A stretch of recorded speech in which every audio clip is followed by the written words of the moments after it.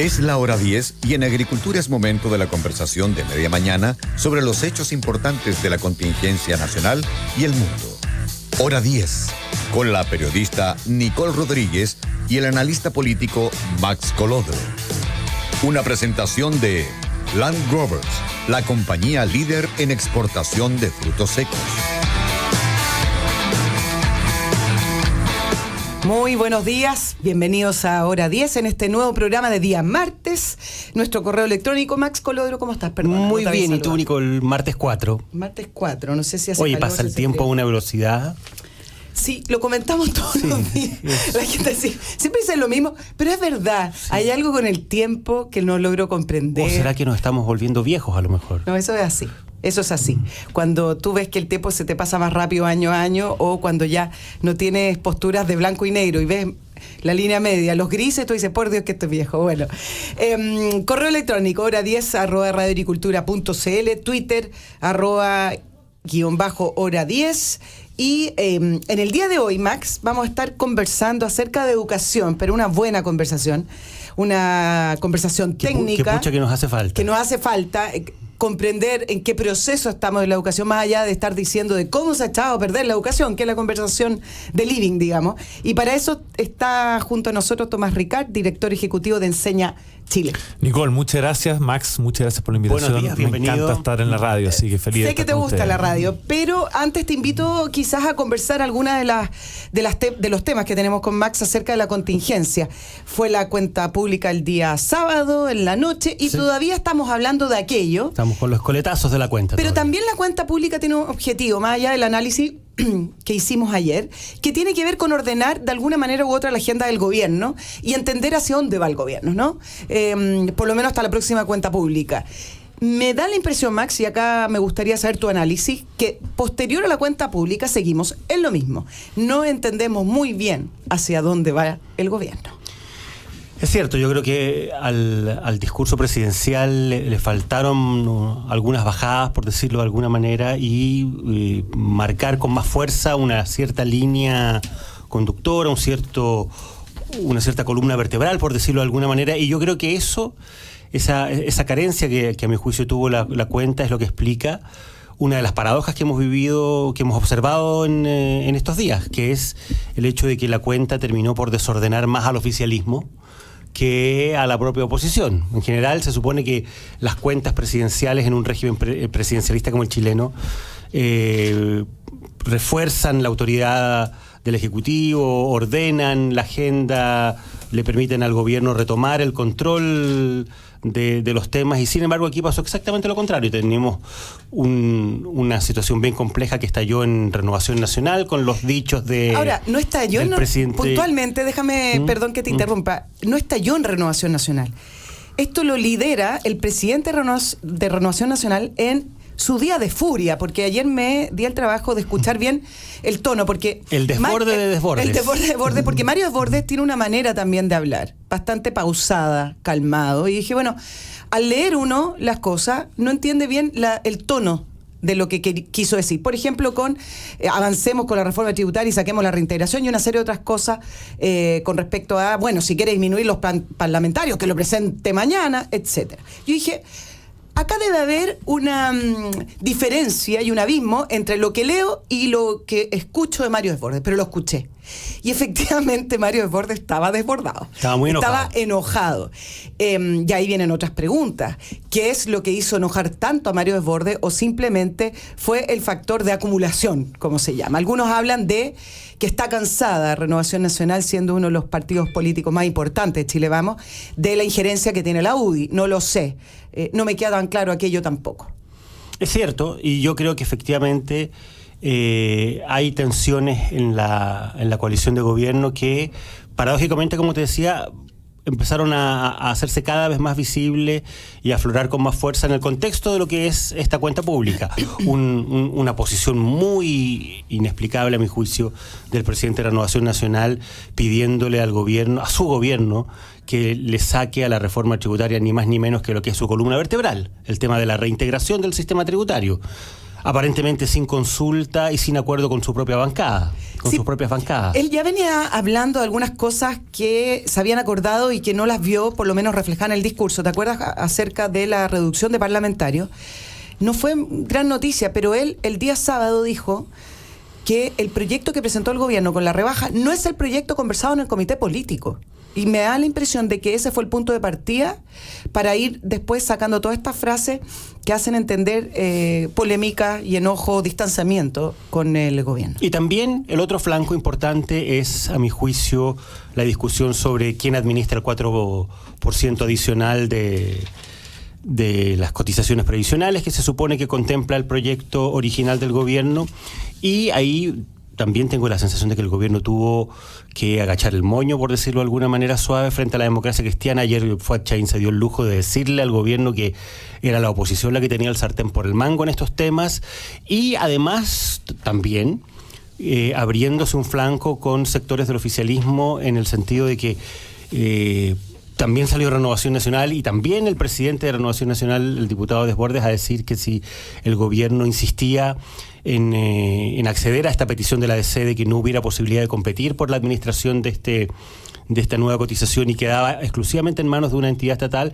él iba a votar en contra. Sí, ahora se le fue yendo de las manos, digamos, la agenda ayer con respecto a Renovación Nacional y la democracia cristiana. Uno podría creer que una cuenta pública va a dejar de alguna manera relativamente contenta a su propia coalición. Pero algo pasó que en un principio uno creía que íbamos por ese camino y posterior a eso, ya traspasado 2 días, no ha ocurrido aquello. Claro, se ve una suerte de desorden y mientras existe este desorden, después el jefe de bancada de la UDI, cuando aún ni siquiera se presenta el proyecto para fusionar los ministerios, dice que le pareciera o le parecería correcto que al fusionarse bienes nacionales con vivienda y urbanismo, el ministro que debe ser es el ministro Ward, porque lo ha hecho muy bien. Por Dios, el cadáver todavía ni siquiera se enfría y está ya proponiendo quién va a liderar ese ministerio cuando ni siquiera se ha presentado la propuesta para poder fusionarlo. También generó tensiones, agreguemos por último, la decisión del gobierno de presentar un proyecto para disminuir los cupos en el Congreso, es decir, el gobierno con un discurso que supuestamente debía venir a tratar de ordenar, a generar cohesión, a marcar una ruta y a mostrar que el gobierno efectivamente tiene conducción política respecto de los temas que están instalando en la agenda. Aquí lo que ocurrió fue exactamente lo contrario. Sí, pero en el punto político con respecto a la rebaja de los parlamentarios, y viene todo este tema de los salarios y la dieta parlamentaria, porque se empieza a abrir el abanico, finalmente sí hay un logro ahí, y es tener la agenda puesta, o por lo menos la agenda concentrada en una discusión acerca de cambios en el Parlamento, y saca un poco el foco de atención en el Ejecutivo. Le voy a dar la palabra también a Tomás por si quiere algún tipo de comentario o análisis de lo que ha visto por lo menos en este país. Gracias, Nicole. Yo obviamente el punto que más me importa es la parte educacional. Que estuvo bien ausente en el discurso. Estuvo bastante ausente.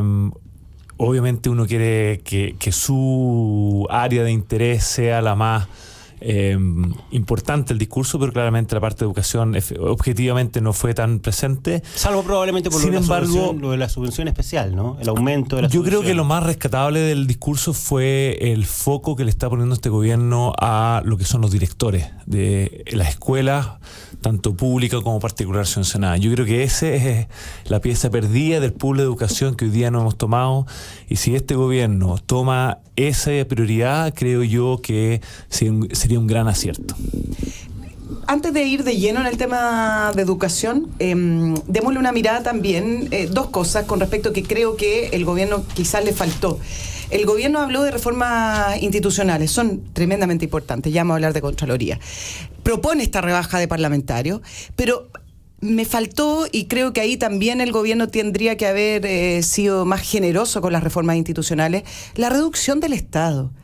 ¿Cómo es que un gobierno de derecha, y esto no lo digo con esa connotación de derecha, no, lo digo porque se entiende que debieran creer en gestiones más ágiles, en estados más pequeños y en estados modernos?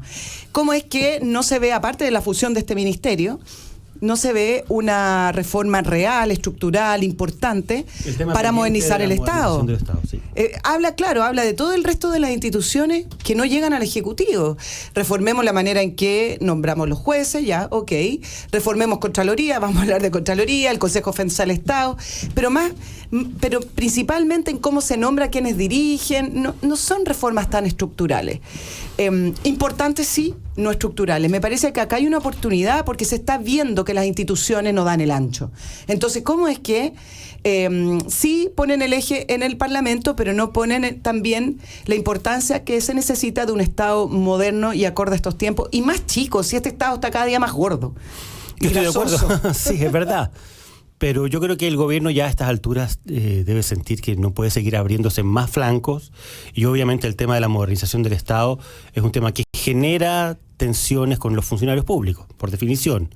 Entonces yo creo que hay también una cierta necesidad del gobierno de concentrarse tiene todas las reformas ya desplegadas en el Congreso, las reformas principales, la tributaria, la previsional, la laboral, la del sistema de ISAPRES y de FONASA. O sea, ya estamos más o menos en una situación muy similar a la que tanto se le criticó al gobierno anterior de Michelle Bachelet, de que estaba tratando de hacer muchas reformas estructurales todas simultáneamente sin tener la capacidad de política ni de gestión para poder hacer esas reformas. Y yo creo que el gobierno hoy día está en una situación muy parecida. Bueno, y además, con una gran diferencia respecto al gobierno de Michelle Bachelet, tiene minoría en ambas cámaras. Solo me pregunto al aire, ¿quién va a tener finalmente la fortaleza política en estos tiempos, donde ya el tema del control de la agenda, el control ciudadano es distinto? ¿Quién va a tener la fortaleza política para hacer los cambios que hay que hacer en este país? Porque no vamos a volver a los tiempos que me da la impresión que a veces añoran políticos de los 90. Esos tiempos ya no están. La ciudadanía el tiempo de cambió. construir grandes acuerdos. Los grandes acuerdos ya no están. No van a volver los grandes acuerdos. El Parlamento está constituido de otra manera y la sociedad también. Eso respondía a una lógica de una organización social que ya no existe y no va a volver. Va a ser distinta.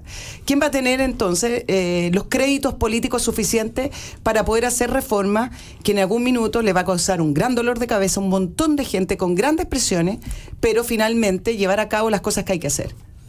Alguien escuché el otro día que decía, en los 90 no hubo... Y no me digas Batman, porque fue al Congreso y no aportan nada. Sí. Alguien escuché el otro día que me decía, en los 90 no hubo democracia de los acuerdos, hubo democracia de las colusiones.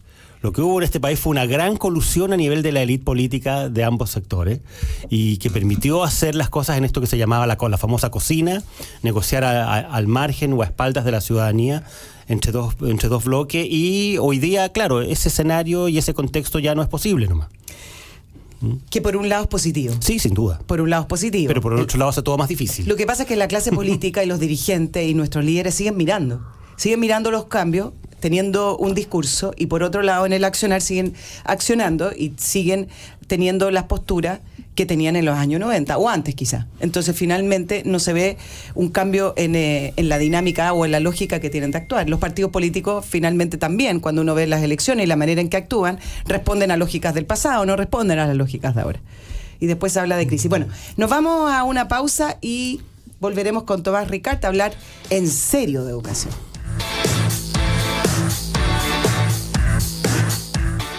¿Está pensando en comercializar la producción de sus frutos secos? En Land Growers Chile encontrará un verdadero líder transparente, confiable, el cual entiende las necesidades de usted como productor. Nuestro objetivo, pagar el precio correcto de sus productos ofreciendo un servicio ágil, cercano, interesándonos en el desarrollo de su negocio agrícola. Cambia la manera de hacer negocios con esta gran oportunidad transparente y confiable. Visite landgrowers.cl, escríbanos a info@landgrowers.cl o llame al 22-639-0331. Land Growers Chile, una exportadora pensada para productores chilenos. Hija, sé que este fin de semana querías que fuéramos al campo, pero parece que va a llover. ¡Va a llover! ¡Buenísimo! ¿Cómo? Vamos y jugamos a que el barro lava, y nos ponemos botas y saltamos en las pozas. ¡Vamos igual, po! ¡Vamos! Bueno, vamos. Cámbiale la cara al invierno con los paraguas Tecopec. Descubre nuestros modelos infantiles, clásicos, retráctiles y reverso. Y llévatelos por compras desde 4,000 pesos en combustibles o lubricantes móvil. ¿Quién dijo que el invierno no era divertido? Copec, primera en servicio. Amor, esta tarde viene el técnico de Verisur a instalar la alarma. Ay, no sabía que habías llamado. Sí, es que ahora que nos cambiamos esta casa con tantas puertas y ventanas, me quedo más tranquila si tenemos la mejor alarma que hay. Además, es la que tienen todos los vecinos. Protege lo que más te importa con alarmas Verisur. Cotiza online en verisur.cl o llama al 600-500-1234. Activa Verisur. Activa tu tranquilidad. Uy, tengo mucho sueño. Oye, prende tu día. Hora del coffee break. Disfruta café de grano italiano y en segundos preparas tu expreso, americano, cappuccino y latte. ¿Sí? Por bajo monto mensual dispones del servicio de café para oficinas. ¡Despreocúpate! Te entregan todo: mantención, café e insumos. La solución perfecta para oficinas. Quality Coffee Service. Un café perfecto siempre. Visita qualitycoffee.cl y pide una demostración gratis en tu oficina. Hijo, ¿por qué tan apurado? Es que voy a una marcha contra el lucro. ¿Contra el lucro? ¿Cuál lucro? Todos los lucros, papá. ¿Pero qué tiene de malo lucrar, ganar plata, emprender? ¿Qué querés que digamos del aire? Bueno, esa es tu opinión. Me voy. Papá, pásame plata. Ah, ¿la plata que gano lucrando con nuestro almacén? Es justo que todos tengamos derecho a ganar plata con nuestro esfuerzo. Cuéntanos en paisjusto.cl. ¿Qué te parece justo o injusto? En Agricultura es hora 10, con la periodista Nicole Rodríguez y el analista político Max Colodro. Usted está pensando en exportar, yo lo sé. Pero si quiere exportar, no lo haga con cualquiera, tiene que hacerlo con Land Growers. En esa empresa, en Land Growers, va a encontrar más que un socio, va a encontrar un partner para poder crecer y exportar los mejores frutos secos del país. Va a encontrar un verdadero líder con quien podrá capacitarse, vender y desarrollar su negocio al mejor precio del mercado. Visite landgrowers.cl o lo llama al 22 63 90 331.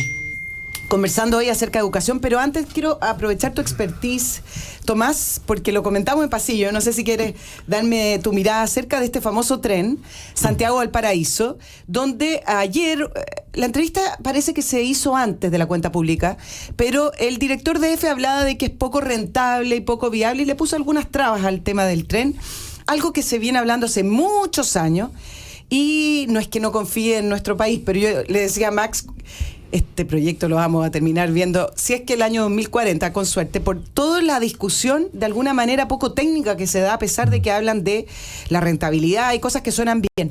Pero hay algo burocrático en esto que no me hace sentido, porque uno tendría a pensar que un tren a Valparaíso, donde hay un puerto que es muy activo económicamente, donde además hay una circulación entre población de Santiago a la quinta región, de la quinta región a la región metropolitana, también tremendamente activa y que crece año a año.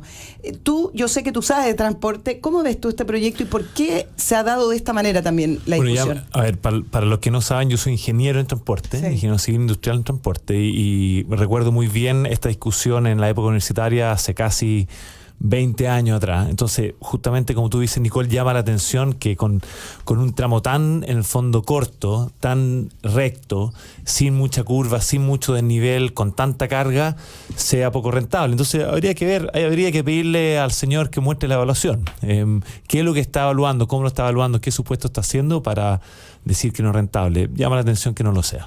Ahora me llama la atención también, o quizás déjame leer un poco más, sí me gustaría saber si las autopistas han hecho lobby acá. Yo creo que es siempre importante saber si han solicitado reuniones, porque ¿quién se puede ver perjudicado por un tren? Los que dejan el automóvil para subirse al tren. Y ahí, ¿quién se ve perjudicado? La autopista. Y los empresarios de los buses, me imagino. Exacto. Bueno, es importante porque en este país el lobby se ve de una manera muy pequeña y el lobby está en todas partes y en todo momento. No sé. Es un tema que dejo ahí planteado. Vámonos al tema de educación. Vamos. ¿Te parece? Estamos además en el medio del paro de profesores de un gremio que aprovecho de preguntarte, Tomás, yo no sé si tienen la cifra.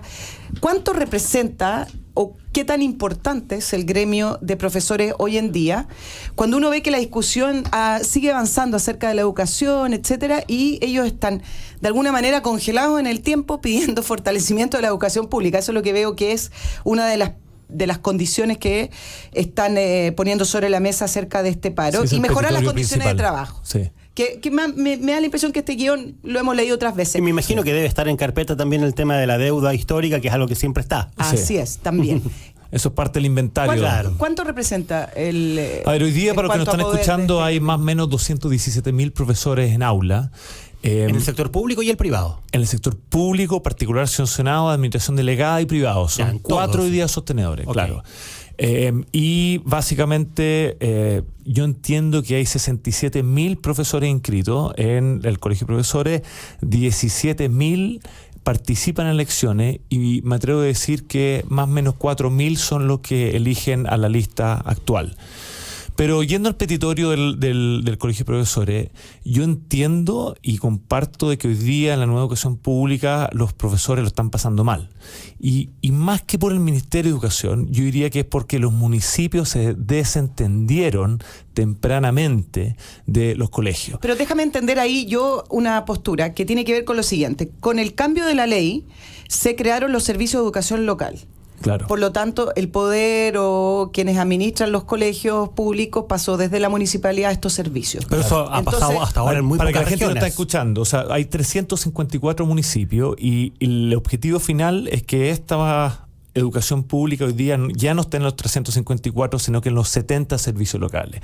Sin embargo, hoy día solamente hay 4 servicios locales operando y 3 que van a empezar a... Estamos en un periodo de transición. Un periodo de transición, piloto, para entender, va a ser muy largo, para entender cómo, en el fondo, transitar desde, por ejemplo, 5 municipios que hoy día tenían en sus colegios a un servicio local. Y lo que tú nos cuentas es que los municipios ya anticiparon. Claro, se entendieron, por ejemplo, ya no proveen la leña, ya no proveen los vidrios, hay una serie de condiciones básicas que tenían los colegios se desresponsabilizaron. Se desentendieron y obviamente los servicios locales hoy día están con una demanda gigante de todo tipo y a mi juicio es poco noble lo que hicieron los municipios porque estamos en transición y se lavaron las manos rápidamente. Yo creo que el foco debe estar algo generalizado con los municipios. No puedo hablar de todo el municipio porque no sé, pero sí conozco un par de servicios locales donde sí veo que efectivamente los municipios se desentendieron rápidamente y a mi juicio de manera poco noble. Tomás, déjame ir a la parte gruesa.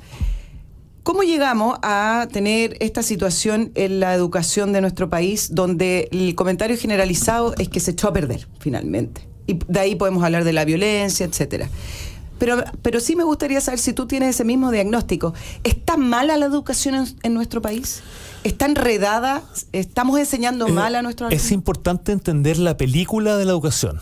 Ya vamos a hablar después de la película, pero la película de educación, ¿por qué? Porque si uno ve los resultados internacionales de la prueba PISA, que hace la OECD en más de 70 países, una muy buena prueba estandarizada a niños de 15 años, uno ve que Chile del año 2000 al 2009 es uno de los países que más mejora en calidad y equidad en el mundo. Ojo, en el mundo.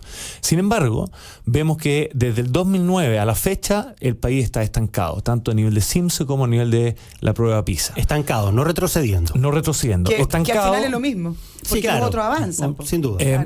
Bueno, no avanzan, no. O sea, Chile sigue siendo líder a nivel de Latinoamérica. Perfecto. Entonces, como dicen en buen chileno, somos cabeza de ratón, pero cola de león. Cabeza de Latinoamérica, pero muy cola todavía de la obesidad, tanto en calidad como en equidad. Para que la gente que nos está escuchando entienda y la envergadura del problema. Hoy día tenemos 1,2 de nuestros estudiantes en niveles altos de educación. O sea, pensemos que el 7% de los colegios en Chile es privado. Sin embargo, solamente el 1,2 es bueno a estándares internacionales. Entonces, la educación en Chile en general es mala. Incluyendo la privada. Incluyendo la privada, ese es el punto. Pero hay un punto. Sin embargo, el 52%, 52%, según la prueba PISA, no tiene las competencias mínimas para trabajar. Entonces, aquí es donde yo levanto la urgencia. Estamos todos perdiendo. El activo más importante de Chile no es la fruta, el vino ni el cobre, es su gente, y hoy día la mitad no tiene las competencias mínimas para poder llegar a un país desarrollado. Entonces, uniéndolo con la cuenta pública, siempre el país que soñamos va a tener como insumo lo más importante de la educación. Y ahí es donde tenemos que poner en el fondo las fichas, pero principalmente mi agenda es en los colegios que nadie ve, que son los colegios vulnerables, que no están en la discusión, no están en la agenda, no están en el Congreso, y una voz que hoy día es inexistente y por ende no es prioritaria. Tomás, nombraste el 2009 sí. Como año en el cual nos fuimos estancando. ¿Por qué? ¿Qué ocurrió ese año? Bueno, a ver, nombré el 2009 porque la prueba PISA se hace cada 3 años. Pero para mí lo interesante es lo que pasa el 2006 en Chile. El 2006, si ustedes recuerdan, fue el movimiento pingüino. Y ahí surgen dos leyes muy importantes. Uno es lo que se llama el Sistema de Aseguramiento de la Calidad de Educación, donde surge la Superintendencia, la Agencia, el Consejo Nacional y el Mineduc se reforma. Se reemplaza la LOS. Claro. Y básicamente, si uno lo ve en números gruesos de resultados, no es ni un sistema ni asegura la calidad. ¿Y qué es lo que hicimos? Y lo comenté con el discurso presidencial, es que hoy día los colegios trabajan para el sistema versus que el sistema trabaje para el colegio. Entonces tenemos equipo directivo básicamente llenando papeles, pegando boletas, con suerte contratando internet y no haciendo la labor fundamental que es apoyar a sus profesores para que sus profesores sean, en el fondo, maximicen el desarrollo integral de ¿Y eso porque las reformas fueron equivocadas? Tú partiste diciendo los profesores están viviendo una situación difícil. Se aprobó una ley en el gobierno anterior para mejorar la situación de los profesores, sí, que aparentemente era una ley positiva que iba efectivamente a provocar un cambio en la condición de trabajo de los profesores. Lo que pasa es que se aprobaron varias leyes y además de la carrera docente se aprobó lo que se llama la nueva educación pública. Entonces, la nueva educación pública, al cambiar de sostenedor, como decía antes, desentiende los municipios de educación y los municipios, yo tengo una mala evaluación en general, en promedio de lo que han hecho los municipios. Y apruebo... ¿Estás de acuerdo con la desmunicipalización? Estoy de acuerdo con la desmunicipalización. Porque generalmente en sectores rurales el alcalde pasa a ser en el fondo patrón de fondo, perdona que lo ponga así, pero contrata y descontrata a los Creo profesores. Creo que hemos escuchado cosas peores en el programa, puedes decirlo. Entonces, efectivamente, yo estoy de acuerdo con eso, pero sin duda del dicho al hecho mucho trecho. Y pesco y tomo cosas que ustedes dijeron en el programa sobre la modernización del Estado. Finalmente, el problema de educación es un problema de organizacional. Los colegios no funcionan. Y no es que el problema no son los profesores. Los colegios son ambientes muy punitivos, muy difíciles donde ejercer un trabajo. Y no es una opinión mía, el dato duro es que el 45% de los profesores en Chile no dura más de 5 años. Imaginen lo que es estudiar una carrera universitaria para no durar más de 5 años en tu trabajo. El 78% de los profesores de matemática no trabaja como profesor de matemática, según trabajando.com. Entonces, es un tema... ¿Quién hace clase de matemáticas en los colegios entonces? Bueno, hay un déficit gigante. O sea, hoy día, al 2025, estamos calculando que hay un déficit de más o menos 32.000 profesores. Sí, aterrizando un poco lo que han sido las reformas, veníamos con los colegios particulares subvencionados, todo, pero la gran reforma de la educación pública vino con el segundo gobierno de Michelle Bachelet, o por lo menos un cambio de giro, un cambio de camino, como le quieran llamar. ¿Fue correcta esa reforma? ¿Te parece que iba en la línea adecuada para tener una educación en Chile del siglo XXI? ¿O también era una educación con un diagnóstico correcto, pero la solución equivocada?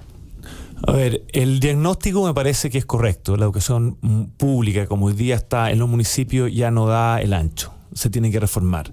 Y efectivamente los alcaldes, especialmente en zonas rurales, eran bastante patrón de fondo. No eran independientes y no velaban por una buena educación. Y había mucho tema con los recursos, Tomás, que también quizás nos podrías explicar. Cero fiscalización de recursos. Cero fiscalización, que se gasta en otras cosas. Todo lo que es subvención escolar preferencial, básicamente hubo hace un par de años un gran perdonazo, donde se perdonó a los municipios por usar estos recursos para otros fines. Es bien trágico el tema. Pero para ir bien al punto, yo quiero decir dos cosas. Aunque la desmunicipalización estuvo bien, el gran problema de la educación pública, a mi juicio, son los paro y toma. ¿Ya? Hoy día, para que entiendan la magnitud de lo que estoy diciendo, hoy día hay 3.600.000 estudiantes en clases. Sin embargo, del 2000 a la fecha, 800.000 estudiantes se han ido de la educación pública. Arrancando de los paros y de las tomas. No hay un estudio que compruebe lo que estoy diciendo. Esto es una opinión mía, personal. Esa es tu convicción, al menos. Pero tú lo has visto a lo mejor en terreno. Mira, te lo digo, más que terreno, te lo hablo de sentido común, de ser papá de 4. Es muy difícil tener 50 días a los hijos en la casa sin hacer nada. Es imposible. ¿Y ese es el promedio que tienen los cabros? No es el promedio, pero han habido años en que hay 50 días más de paro. Un mes. Claro, entonces yo no resisto. Y ahí es donde se produce un círculo vicioso, porque el colegio particular subvencionado tampoco es mejor. El colegio particular subvencionado puede dejar las puertas abiertas, mostrar un video y los papás con la necesidad de ir a trabajar, papá y mamá, por supuesto que prefieren eso. Esto es el mismo tema de las concesiones. Entonces, el modelo está bien planteado, el del particular subvencionado, pero tenía el mismo problema que las municipalidades. La plata que llegaba, los recursos que llegaban a los particulares subvencionados, nunca se sabía bien si la gastaban en educación o no.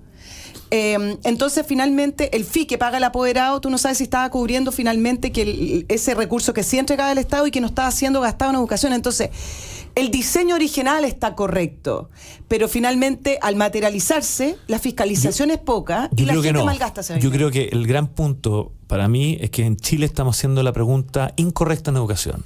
La pregunta incorrecta es qué es lo que hay que hacer. La pregunta correcta es quiénes lo van a hacer.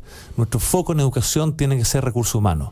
Cómo llevar la mejor gente a equipo directivo y a profesores en los colegios más vulnerables de Chile. No hay una política de Estado para atraer, para seleccionar, para retener, desarrollar y remunerar como corresponde a las personas que están haciendo el trabajo más importante en Chile, que a mi juicio son las personas que están en los colegios más vulnerables. ¿Tú no sientes que al final las reformas estaban más bien enfocadas a cuestiones más financieras que pedagógicas, en el sentido de que estuvimos preocupados de eliminar el lucro, de eliminar el copago, de si los colegios debían ser fundaciones sin fines de lucro? O sea, hay una relación... Tuvo que entregar créditos para comprar pero al final del día el tema de la calidad no estuvo nunca presente en la discusión. Que la inclusión tiene que ver...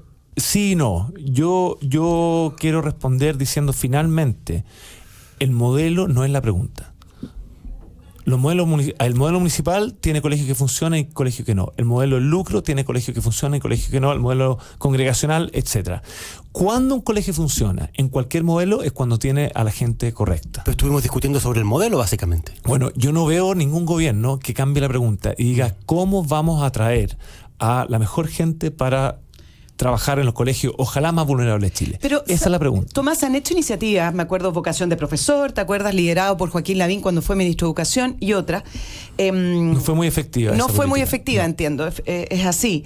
Ayer, el sábado, el presidente Piñera anunció dentro de las reformas de la educación atraer a educadores talentosos a la dirección de las escuelas más vulnerables, pero no dijo cómo, hay que tener la bajada. Claro. Es el cómo quizás lo que hace la diferencia. Lo que pasa es que educación efectivamente tiene tanto interés y tanta agenda de que el pobre ministerio, independiente quien sea ministro o ministra, tiene que estar anunciando miles de cosas. Y eso obviamente nos diluye. Aquí la gran política de Estado tiene que ser una política de recursos humanos, una política para atraer, para seleccionar, para formar y desarrollar y remunerar como corresponde a la gente que hagamos hace la ese pregunta trabajo. Al revés. ¿Qué cosas debieran hacerse que no se están haciendo hoy día para mejorar el tema del capital humano? Ya, muy buena pregunta. Lo esencial, básico y de sentido común es darle autoridad a la gente para que tome decisiones. Hoy día el equipo directivo en la nueva educación pública no puede ni seleccionar, ni evaluar, ni remunerar, o sea, evaluación docente en el fondo, a la gente que está en su comunidad. ¿Qué líder organizacional no es bueno? ¿Por qué no puede? Porque la ley se lo impide. La ley se lo impide, la nueva educación pública. Está todo en manos de quien dirige el servicio de educación el colegio, local, claro. Exactamente. Ni siquiera servicio local, o sea, en Mineduc, aquí en la Alameda. Entonces, es un sistema educacional tremendamente centralizado, que no confía en la comunidad. Situaciones, claro, me imagino, muy heterogéneas. Y básicamente con toda la reforma, con toda la plata que se está echando al sistema, uno dice, le estamos regalando un tremendo auto, pero sin manubrio. Pero existe un sistema público, Tomás, que se aleje de estas falencias que tiende a tener los sistemas públicos, que es centralizar, una jerarquía que viene siempre desde el ministerio hacia abajo y que no puede ver las diferencias entre cada establecimiento. Muchos sistemas públicos. Hay sistemas públicos que son más modernos en ese sentido, con una mirada más de dejarle cierta flexibilidad y libertad a quienes dirigen. Por supuesto, a mí me tocó conocer el sistema de Finlandia. El experto de Finlandia en currículum no está en el ministerio, está en el colegio. Excelente. Entonces, hablando de modernización del Estado, lo que tenemos que hacer es que la gente que trabaja para el Estado esté en terreno, no en la oficina, no atrás del Excel. ¿Y tenemos hoy día la calidad de directivos como para poder tomar estas decisiones que hoy día nos están tomando? La buena noticia, porque siempre uno transmite mala noticia, la buena noticia es que en Chile hay 12.000 colegios, pero la gran cantidad de estudiantes, la mayor cantidad de estudiantes está en 8.000 colegios. Entonces, si nosotros nos enfocamos en 8.000 directores, no en 217.000 profesores o 3.600.000 estudiantes, con 8.000 podemos cambiar el sistema de educación. ¿Y cómo lo hacemos? ¿Y cómo lo hacemos? Es básicamente dándole más autoridad a medida que estos equipos directivos muestran competencia. No es algo gratis, no es que algo autonomía al tiro, sino que uno podría demostrar competencia, demostrar en el fondo que lo está haciendo bien y darle más autonomía con la debida responsabilidad. Es el camino, creo yo. Nos vamos a ir a una pausa. Tú sabes que la Superintendencia de Educación identificó esas exigencias legales que tú en un principio hablabas. Sí. Que estaban repetidas, obsoletas o finalmente derogadas, pero que seguían siendo obligaciones para los colegios. Mira las cifras. Las obligaciones pasaron de 2.700 prácticamente a 852, que sigue siendo altísimo. Y entre ellas, por ejemplo, esto a propósito de la violencia y la convivencia escolar, antes eran alrededor de 300 obligaciones que tenían que cumplir los colegios. Es decir, esto es burocracia para nuestros auditores. Papeleo, contestar quizás los mismos formularios del ministerio y pasaron a 57. Son como las 613. No, eso es una muy buena iniciativa. Es muy buena iniciativa, pero esto te muestra la locura. Todos al aula. Exacto. Y lo que hizo fue sacarle el rol administrativo al equipo directivo. Sin embargo, la pregunta es, ahora que tengo tiempo, ¿qué voy a hacer para apoyar a mis profesores? ¿Tienen tiempo con 852 obligaciones? Imposible. Imposible. Una pausa y regresamos.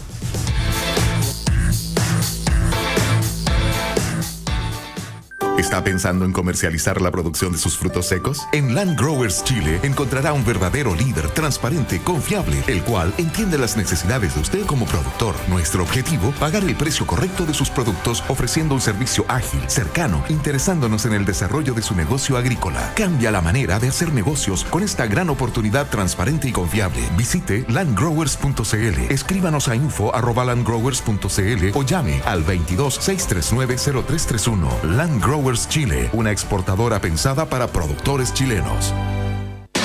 Osasun, empresa con más de 40 años de experiencia en el área de higiene, brinda un servicio de calidad y óptimo estándar en aseo, desinfección y control de plagas. Deje el aseo de su hogar e industria en manos de profesionales altamente capacitados, que garantizarán un trabajo eficaz y seguro. Estamos en Santiago, Quinta y Sexta Región. Para más información visita osasun.cl.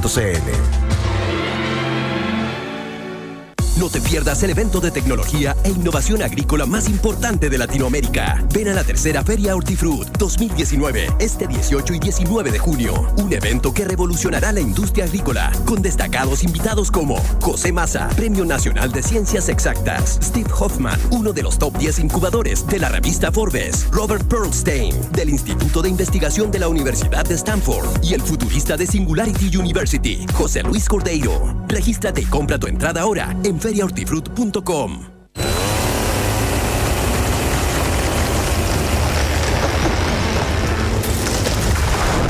Ponle pausa al consumo de leña y dale luz verde a la energía limpia. Elige las soluciones energéticas de Abastible, la alternativa de combustible limpio, rentable, eficiente y seguro para tu empresa. Contáctanos al 22-693-9070. Abastible, energía limpia. En Agricultura es hora 10, con la periodista Nicole Rodríguez y el analista político Max Colodro. Último bloque de hora 10. Antes de seguir en la conversación acerca de educación, Land Growers Chile se fundó con el objetivo de exportar los mejores frutos secos y nueces, por ejemplo, de Chile, pero al mismo tiempo mejorar las condiciones del trabajo de los agricultores chilenos. Transparencia, meritocracia y ética son los pilares de nuestra empresa para hacer negocios de gran beneficio para todos. ¿Usted quiere exportar esos frutos secos? ¿Quiere exportar nueces, por ejemplo? Visite landgrowers.cl o lo llama al 22 63 90 331. El gobierno del presidente Sebastián Piñera anunció también un aumento a la subvención escolar preferencial. Pero me gustaría que tú nos contaras un poco cuál es el problema que tiene esta subvención para efectos de la poca flexibilidad que tiene en el pago o cómo se materializa finalmente y por qué la hace poco eficiente. Sí, anunció también una flexibilidad del uso, sí, ¿verdad? Del uso. La subvención escolar preferencial se crea el año 2006 con una primicia o una idea obviamente muy razonable, que darle más recursos a la gente que menos tiene. A los sectores más vulnerables. A los sectores más vulnerables. Entonces, sobre un índice de vulnerabilidad, uno recibe esa subvención. El problema de esa subvención que está acotada a ciertos usos y no necesariamente al uso más importante, que es el profesor. Entonces, ahí se formaron las famosas ATE. Yo tenía... Explícalo para que nuestro auditorio Claro, lo las entienda. asistencias técnicas educacionales que te vendían pizarra electrónica, computadores, asesoría y todo tipo de adornos, se podría decir.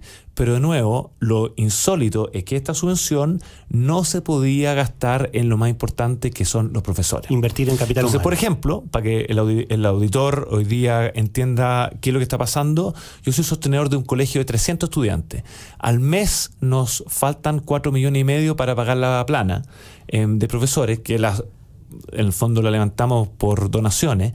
Sin embargo, al año nos sobran más o menos 19 millones de pesos en subvención escolar preferencial. Pero no pueden disponer de que ellos no para... la quiero gastar porque ya compré los computadores, ya compré las... Y entonces, no las pueden usar para pagar profesores. Claro, entonces al año en Chile es ¿Tú solamente para devuelves ese ilustrar... dinero, Tomás? ¿Eso se devuelve finalmente? No lo puedo ocupar, claro. No lo puedo claro. usar y se devuelve. El 16% de la subvención escolar preferencial en Chile no se usa. Perfecto. Y lo que anunció el presidente Piñera. Entonces a mí me ¿vale parece esa muy línea? bueno, claro, muy bueno que esa subvención escolar preferencial se pueda flexibilizar. Lo bueno de no tener lucro hoy día en educación es que tú deberías tener bastante chipe libre en el uso de los recursos. Hoy día tenías una serie de controles y demasiado control, a mi juicio, en el uso de los recursos. Yo haría absoluta libertad en el uso de los recursos y que el director ocupe los recursos en su colegio. Y esta es la paradoja, finalmente. Sí hubo lucro. Yo no estoy demonizando acá el lucro, no, pero sí hubo usos de recursos que no correspondían, teniendo todos esos controles. Eso es lo que te habla de la ineficiencia de la burocracia. Eso no es lucro, eso es malversación de fondos. En Es que no es un tema de lucro, es un tema de fiscalización, porque los municipios que no tienen lucro también ocuparon esa plata en el fondo malversaron recursos públicos, claro, para fines que no están estipulados en la ley. Tomás, antes que Ahí se fue nos el vaya, famoso perdonazo. antes que se nos vaya el programa, hemos visto varias iniciativas del Ministerio de Educación, algunos todavía están en el Congreso. Quiero saber también cuál es tu mirada acerca de las reformas que está tratando de establecer el Ministerio de Educación ahora, con respecto a, por ejemplo, admisión justa. ¿Qué opinión te merece Aula Segura, que sí fue aprobado? Perfecto. Van a lo mejor en un camino correcto también para quizás mejorar algunas cosas que quedaron de las reformas anteriores? Yo creo que, y he sido bien hincha en promover finalmente el camino correcto, más correcto, porque está lleno de cosas buenas, ¿verdad? Y está lleno de cosas malas, pero ¿dónde está la prioridad, a mi juicio, en educación, o dónde debiera estar? Es en atraer, en el fondo, personas y generar buenas organizaciones en los colegios. Entonces, tanto directivos como profesores. Directivos como profesores y administrativos. Hoy día debieran haber gerentes de administración en los colegios para que hagan todo el papeleo y que no lo esté haciendo el director, por ejemplo. Entonces, para ir a tu pregunta, yo creo que Aula Segura tiene componentes positivos porque efectivamente hoy día, si no habían ciertas cosas en el manual de convivencia de los colegios, por ejemplo, tirar una molotov, era difícil sacarlo. O sea, tú me estás diciendo que en el manual tiene que decir que está prohibido tirar una molotov en el colegio. Era demasiado técnico, entonces muchas veces el sentido común no primaba porque la ley en el fondo lo restringía. No incendiar al profesor, por ejemplo. Exacto, no está eso. Entonces yo creo que la ley de inclusión no fue buena y Aula Segura lo que hace es mejorarlo en ese sentido. Admisión justa, ¿qué te parece el tema de las tómbolas, para mí, de la selección? Es que es distinto. Admisión justa, yo creo que es una confusión. Valorar el mérito o no valorar el mérito. Es una confusión de varios conceptos. Yo sí creo en el mérito.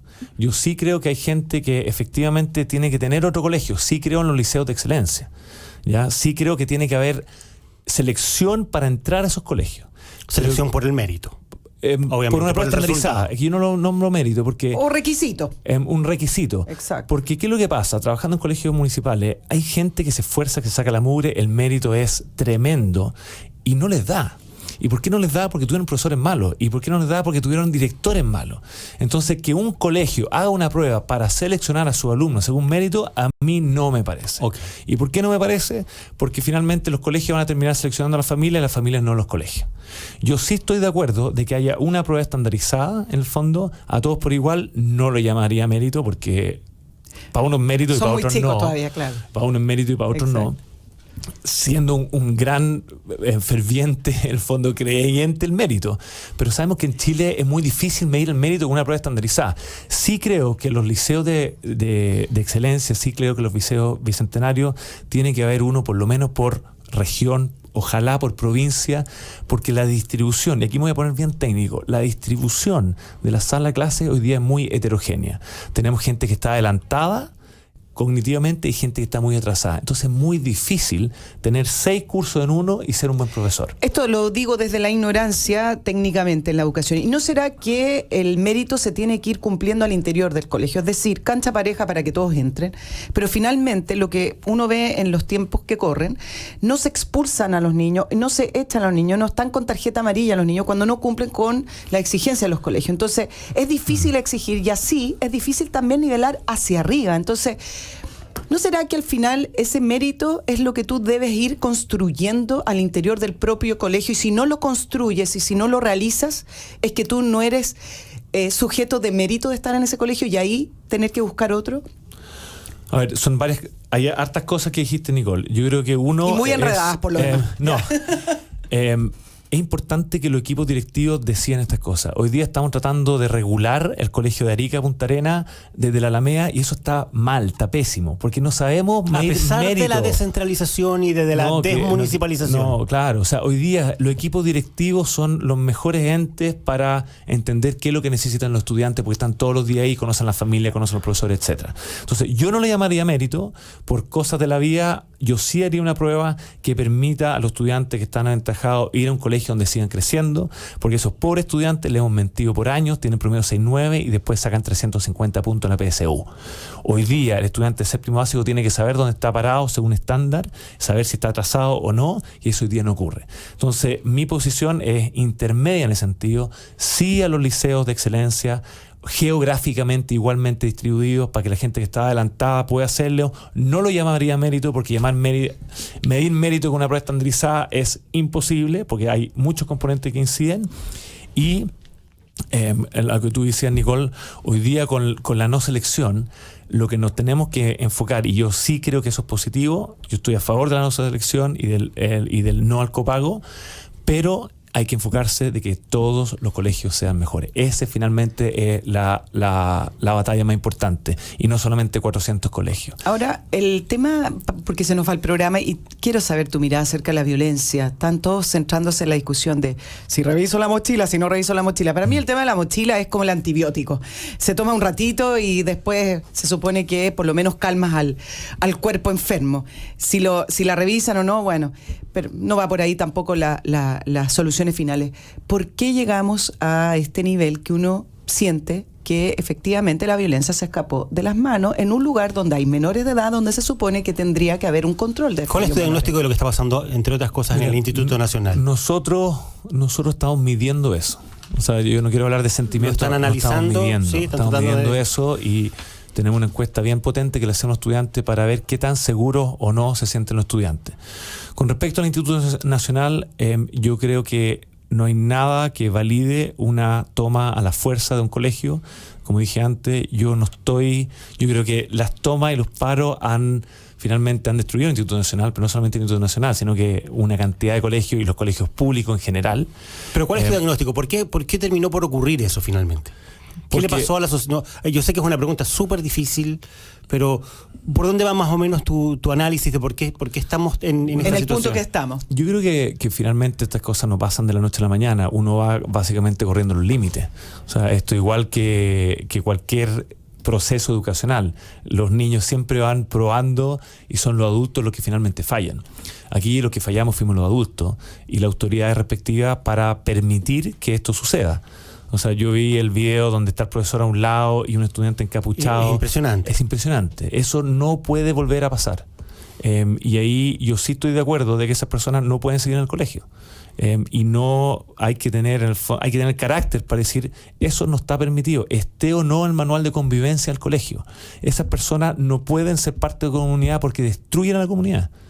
Y por ende, tenemos que poner límites súper claros y por supuesto con respeto y debido proceso y protección de menores. Pero me voy a hacer cargo de las opiniones que uno escucha de la gente en la calle y de las redes sociales. ¿Cómo puede ser tan difícil frenar la violencia en un lugar determinado con menores de edad? A ver, ¿qué es lo que lo hace tan difícil? Yo me hago cargo también del sistema educacional. Hay muchos jóvenes que están muy frustrados con el tema. O sea, la violencia no se va, no es de la noche para la mañana, es una seguidilla de frustraciones de un sistema que de cierta manera le ha fallado. Es cierto que a muchos estudiantes le hemos mentido al decirle que tienen promedio 6.9 y van a sacar 300 puntos en la PSU. Y eso no es algo puntual, sino que es algo bastante generalizado. Entonces, es bueno este programa para decir, esa violencia se genera por algo, hay algo que está pasando. Yo no la valido ni la justifico. ¿Tú crees que esto se puede revertir? Por supuesto. ¿Sí? ¿Y cómo? Con lo mismo que hemos hablado acá. Un buen equipo directivo siempre, un buen líder, independiente de que sea una radio, un equipo de fútbol, un colegio o una empresa, siempre marca la diferencia. Apostemos en el liderazgo de las comunidades escolares.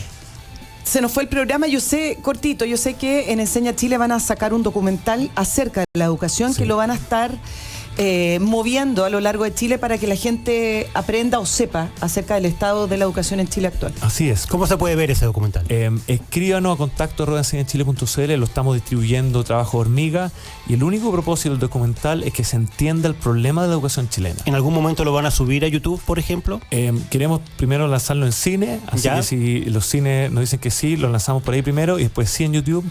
Y aquí la tesis es que uno tiene la cabeza y el corazón donde están los pies, y nuestros pies no están en nuestros colegios, y por ende no empatizamos y no entendemos, y la mitad de la solución es entender el problema. Entonces, si Mahoma no va a la montaña va a Mahoma. Hicimos una película para que todos puedan conocer el correo. De nuevo, la dirección, ¿cuál es? contacto@ensenachile.cl. Ahora, cuando tengan las cifras acerca de la violencia, el estudio que están realizando, sí me gustaría, Tomás, poder conversar de aquello para salir un poco de este tema de la sensación de la violencia y tener en 2 semanas más estudio. voy a tener los resultados. De aquí a 2 semanas más, feliz de venir de nuevo. Abiertamente invitado. Muchas gracias, Nicole. Muchas gracias a Tomás Recart, director ejecutivo de Enseña Chile.